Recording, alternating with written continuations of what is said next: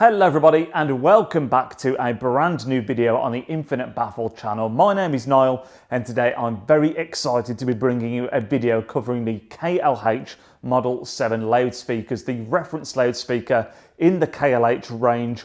If you've been following the channel at all recently, you might have seen we actually did an interview with David Kelly, the CEO of KLH, at the Ascot Hi-Fi show very recently, and in that show and in that video we kind of touched upon the Model 3s and the 5s in particular, both of which were available to listen to at the show. The 7s unfortunately weren't there, so I was very pleased to get my hands on them separately, give them a listen, and today we're going to give you my thoughts and feedback on the speakers. As always, if you do enjoy the video, make sure to leave a thumbs up on it and subscribe for more hi-fi content in the future. As always, I'd love to hear your thoughts and feedback in the comment section down below.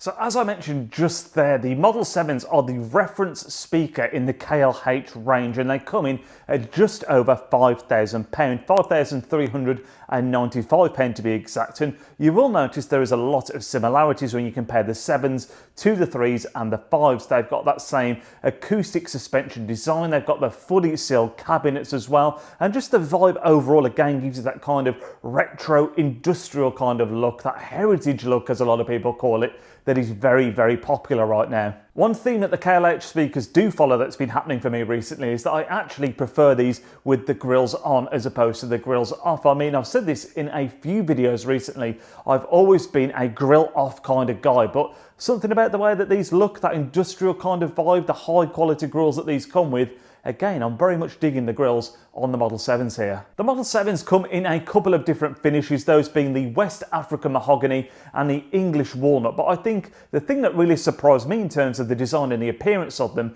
is just how little of a footprint these take up. I mean, they're just over 12 inches deep, which for a speaker that, you know, on paper should be putting out a fantastic high level sound, they are really, really thin, and just again, the overall footprint that they take up, including the risers, is very, very small. The speakers are 18 inches wide and just over 40 inches in height, although that height doesn't include the risers, which are included with the Model 7s, as is the same with the rest of the KLH range as well. So add a few inches on for the risers, but again, still footprint-wise, very, very low profile. When you remove the grills for the first time from the Model 7s, you're going to be greeted with a 1-inch soft dome tweeter, a 5-inch mid-range driver, and then a huge 13-inch low-end driver as well. But perhaps my favourite feature when it comes to the KLH speakers, and this is the same with the 3s and the 5s as well, is the frequency range adjustment dial which comes on the back. And all of this is designed to mean that your housing of the speakers should be really, really easy, and placement should be a lot more straightforward as well.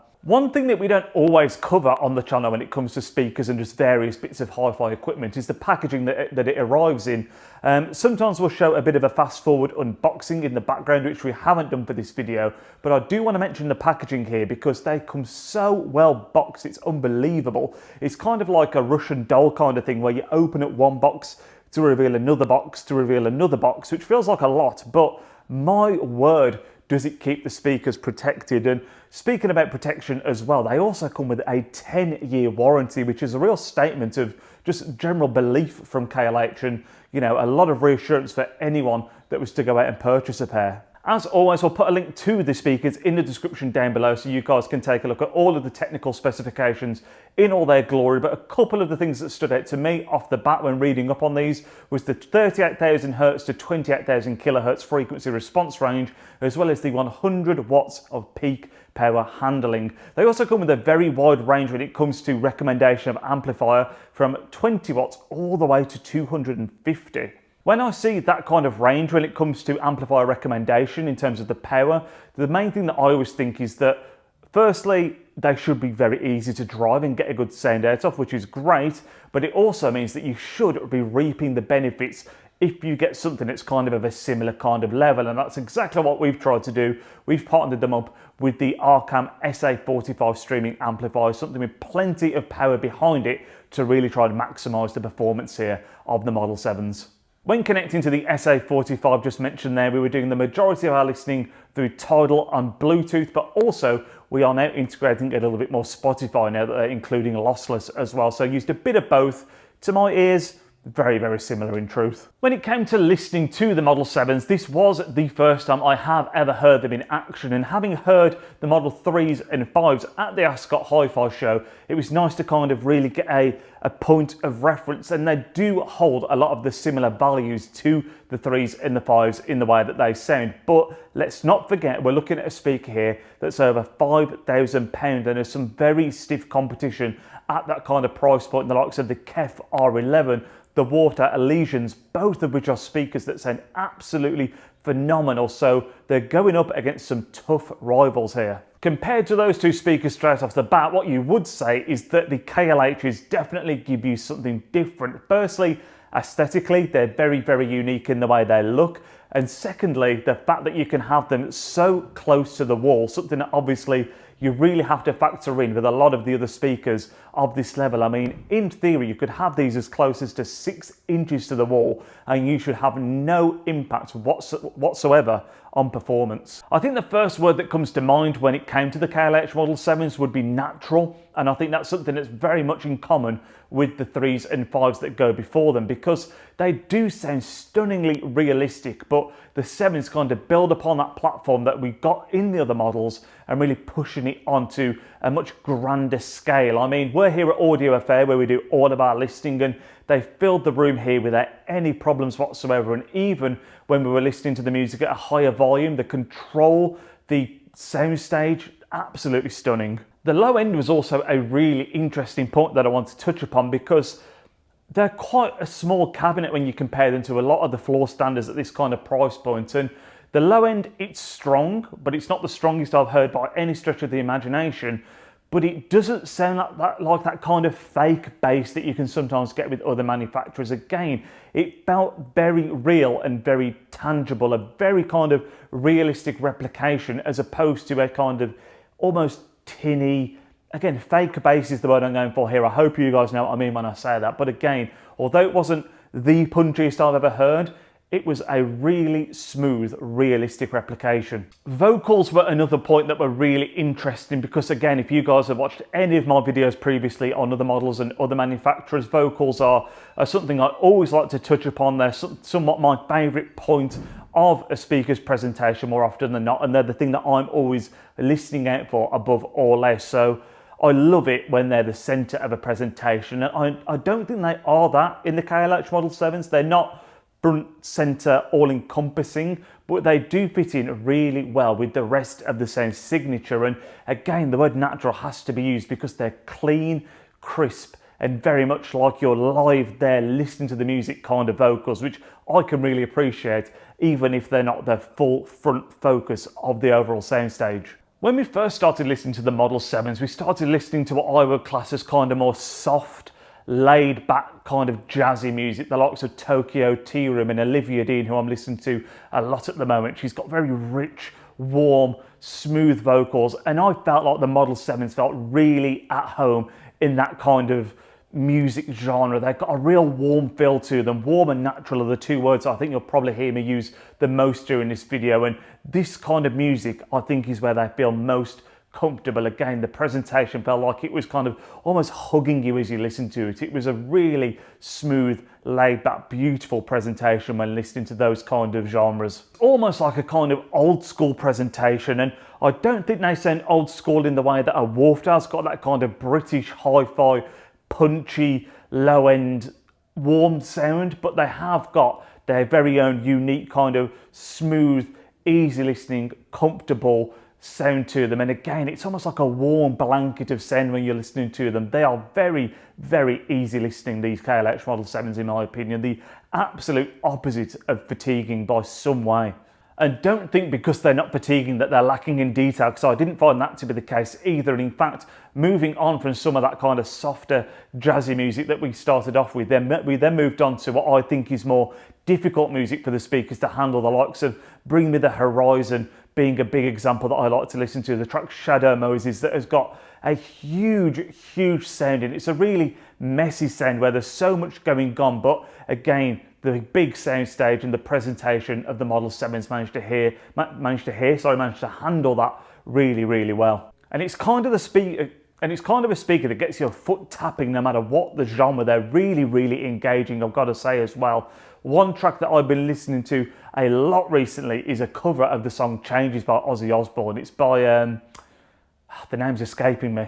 Charles Bradley is the name of the guy that's done the cover. It's someone that's been out for a while now. It's actually, if anyone's ever seen the show Big Mouth, it's the soundtrack for the opening credits of that TV show. But it's a cover of the Ozzy Osbourne song Changes, and it's this big band, raw, powerful cover. And it's a track I've been listening to a lot lately, and these sounded absolutely incredible listening to that. The huge vocals on that track, the booming trumpet and kind of orchestra behind the track were absolutely sublime. And again, that's kind of where I think these felt most at home, that kind of jazzy, instrumentation based music. But with that being said, we went on to listen to a bit of Barry Can't Swim. He's had an album out earlier this year that's got some really great kind of foot tapping dance tracks on there where the bass is really punchy, and again, they handled that really well as well. But I've got to mention it, most at home in that kind of warm, old school kind of sound, in my opinion. We will include a sound test at the end of the video to give you guys an idea of exactly what these speakers are capable of. But as I always say, if you can listen to them in person for yourself, that is always going to give you the best idea. There's only so much you can pick up when obviously recording this for a YouTube video. But yeah, really, really impressed with just the multitude of genres that we threw at the speakers and how well it seemed to handle all of them.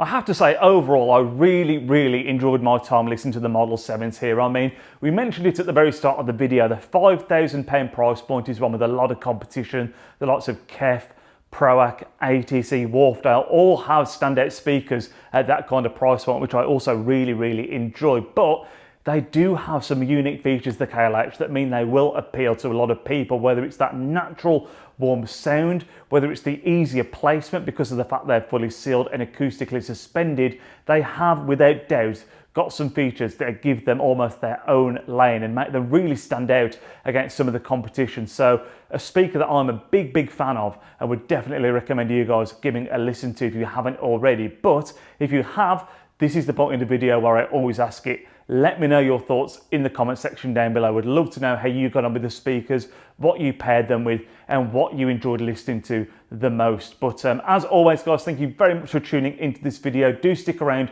for the sound test to follow. Enjoy the rest of your weekends, and we'll catch you all in the next one. We'll see you soon, guys.